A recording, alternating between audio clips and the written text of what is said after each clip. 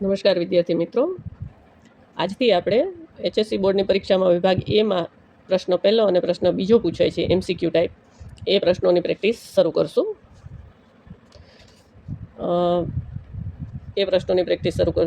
આ વિભાગ એ કર્યા પછી આપણે વિભાગ સીમાં જે 31 નંબરનો દાખલો પૂછાય છે એની રીત શીખી ગયા છીએ, પણ એના દાખલાની પ્રેક્ટિસ શરૂ કરશું. તો પહેલો પ્રશ્ન છે. આની પહેલાં મેં તમને અગત્યની બાબતો થોડીક શીખવાડેલી હતી, એમાંથી જ આ બધા MCQના જવાબ આવશે. તો પહેલો પ્રશ્ન છે, ભાગીદારોની મૂડી પરનું વ્યાજ ભાગીદાર માટે શું ગણાય? તો ભાગીદાર માટે આવક ગણાય. ભાગીદારના ચાલુ ખાતાની જમા બાકીનું વ્યાજ પેઢી માટે શું ગણાય? ખાસ સમજો, પેઢી માટે પૂછ્યું છે. આ પ્રશ્નમાં તમારે ખાસ સમજવાનું છે કોના માટે પૂછ્યું છે, માલિક માટે કે પેઢી માટે, આ ખાસ સમજવાનું છે. તો અહીં પેઢી માટે પૂછ્યું છે, માટે શું છે? તો કે ખર્ચ. ભાગીદારના ચાલુ ખાતાની ઉધાર બાકીનું વ્યાજ પેઢી માટે શું ગણાય? ખાસ સમજો, પેઢી માટે શું ગણાય? આવક. ભાગીદાર માટે શું ગણાય? ખર્ચ. ભાગીદારોના ઉપાડ પરનું વ્યાજ એ ભાગીદાર માટે શું છે? તો કે ખર્ચ છે. શું છે? ખર્ચ. નફા નુકસાન ફાળવણી ખાતાની ઉધાર બાકી એટલે વહેંચણી પાત્ર ખોટ. ભાગીદારના ચાલુ ખાતાની જમા બાકીનું વ્યાજ ભાગીદાર માટે શું ગણાય? તો આવક ગણાય. શું ગણાય? આવક. ભાગીદાર માટે છે માટે, પેઢી માટે હોત તો ખર્ચ ગણાય.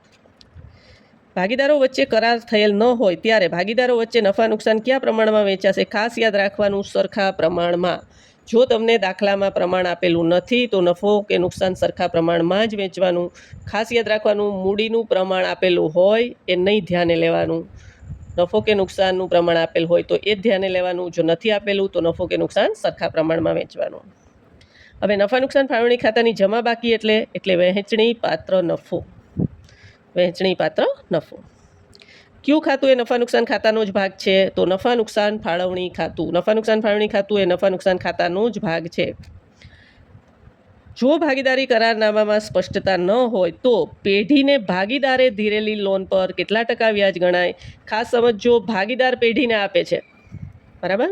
ભાગીદારે પેઢીને લોન આપેલી હોય તો એના ઉપર જો કરારનામામાં ઉલ્લેખ હોય તો એ મુજબ, પણ ન હોય તો 6% વ્યાજ આપવું પડે ભાગીદારને, બરાબર છે?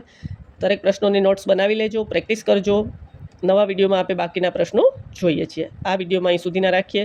દરેક પ્રશ્નોની નોટ બનાવીને તૈયારી કરવા જ માંડજો. જ્યાં કન્ફ્યુઝન હોય ત્યાં પૂછજો, કોમેન્ટ કરજો જે કાંઈ કન્ફ્યુઝન હોય એ, બરાબર?